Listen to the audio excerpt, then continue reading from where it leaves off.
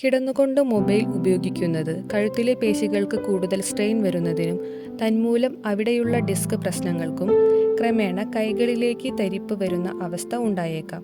അതുകൊണ്ട് ഒരു കാരണവശാലും കിടന്നു മൊബൈൽ നോക്കുകയോ ലാപ്ടോപ്പ് ഉപയോഗിക്കുകയോ ചെയ്യരുത്. കണ്ണിലെ പ്രശ്നങ്ങൾ എന്തെല്ലാമാണെന്ന് നോക്കാം. സ്ക്രീൻ ലൈറ്റ് നേരിട്ട് കണ്ണിൽ പതിക്കുന്നതിനാൽ കണ്ണിന് സ്ട്രെയിൻ, ഡ്രൈനസ്, ഇറിറ്റേഷൻ ഉണ്ടാകും. കാഴ്ചശക്തിയെ ബാധിക്കാനും സാധ്യതയുണ്ട്. മൊബൈൽ സ്ക്രീനിൽ നിന്നുള്ള ബ്ലൂ ലൈറ്റ് ഉറക്കത്തിന് സഹായിക്കുന്ന മെലാറ്റോണിൻ ഹോർമോണിന്റെ ഉൽപ്പാദനം കുറയ്ക്കും. അതുമൂലം ഡീപ്പ് സ്ലീപ്പ് കിട്ടാതെ രാവിലെ ടയേർഡ്നെസ് ഉണ്ടാകും.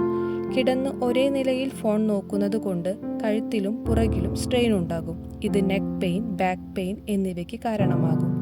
ഉറങ്ങാൻ പോകുന്നതിന് മുൻപ് സോഷ്യൽ മീഡിയ ഉപയോഗിക്കുന്നത് ആൻസൈറ്റിയും ഓവർ തിങ്കിങ്ങും വർദ്ധിപ്പിക്കും. അതുമൂലം മാനസിക സമ്മർദ്ദം കൂടുന്നു. ഇത് ഒഴിവാക്കാൻ ചില ലളിതമായ മാർഗങ്ങൾ നോക്കാം. ഉറങ്ങാൻ പോകുന്നതിന് 1 മണിക്കൂർ മുൻപ് മൊബൈൽ ഒഴിവാക്കാം.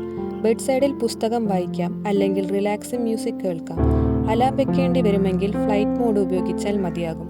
കിടന്നു മൊബൈൽ ഉപയോഗിക്കുന്നത് ചെറിയ ഒരു പതിവ് പോലെ തോന്നാമെങ്കിലും ദീർഘകാലത്ത് കണ്ണിനും ശരീരത്തിനും മനസ്സിനും വലിയ അപകടമാണ് ഉണ്ടാക്കുന്നത്.